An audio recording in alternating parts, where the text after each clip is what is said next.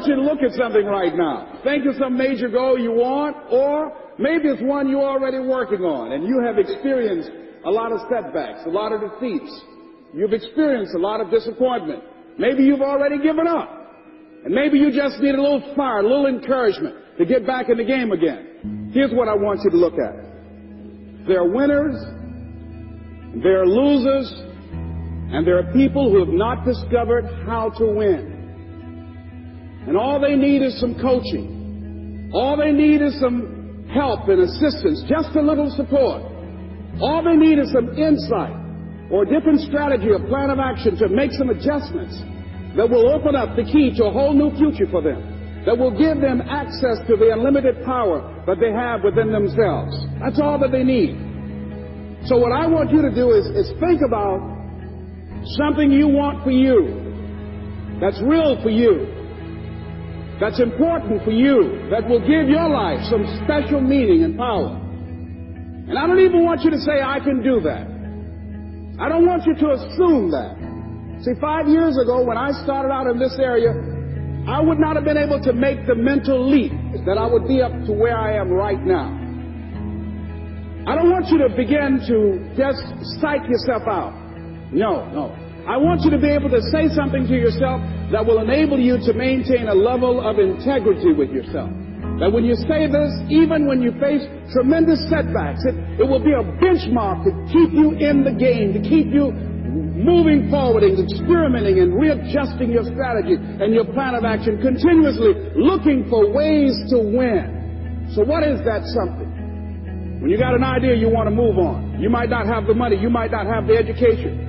You might not have the support or the resources you need. What is that something that can keep us going, that will enable us to act on our dream? What's one of those keys that will begin to help us to discover the secrets to our dream? Here's what I want you to repeat after me, please, with power and conviction. Say, it's possible. That's all I want you to do when you look at your dream. Just say to yourself every day, it's possible. Just say that every day to yourself, it's possible.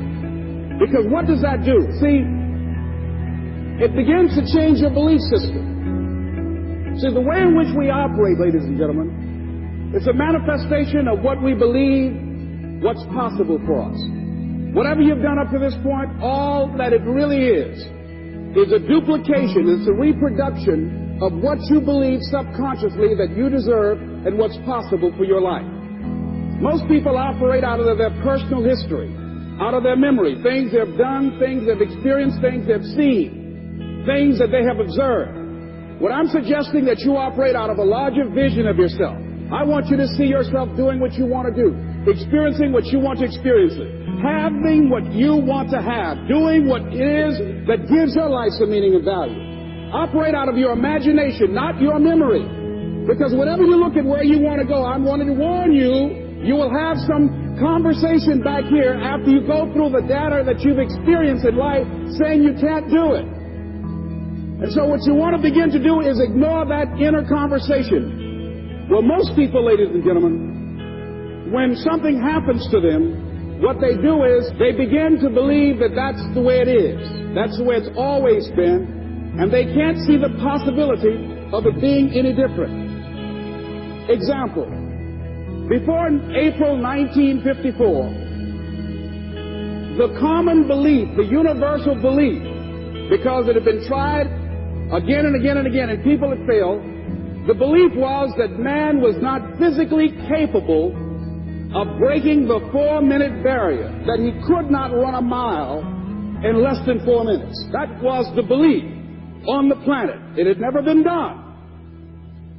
But here's what happened, ladies and gentlemen. Roger Bannister came along, and he broke the 4-minute barrier.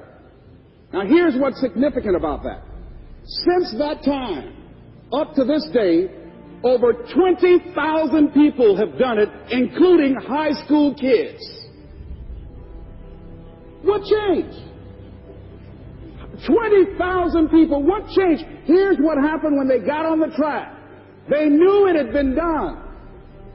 And because they knew it had been done, there was a new belief about this barrier. about this goal that was unreachable.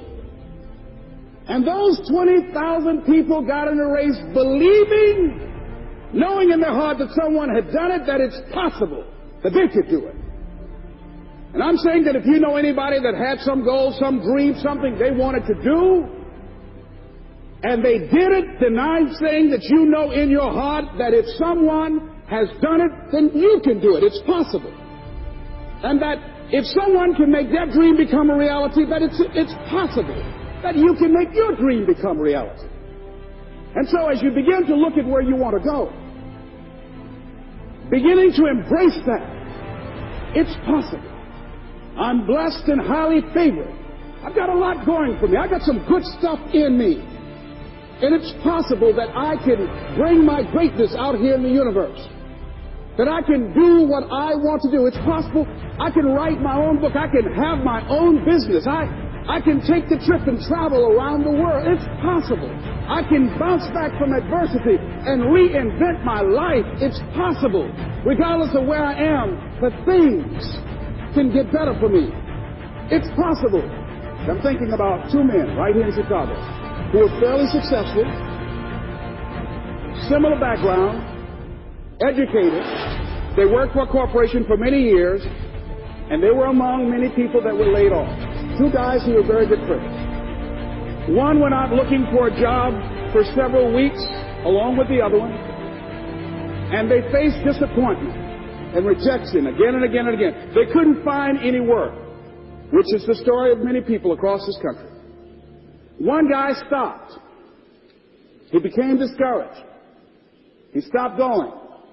He stayed home looking at television, became very argumentative and toxic with his wife, drinking beer, getting on the phone, talking to his other negative, unemployed friends.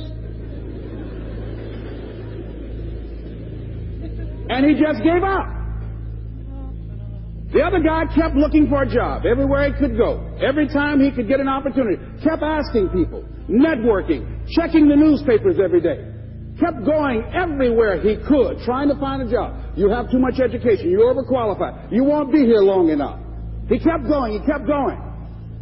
He went to a place and said, look here, I tell you what, if you can't hire me, and I know you can use my talents, abilities, and skills, I don't want to sit home and do nothing. Just let me do some volunteer work. You don't have to give me anything, all right?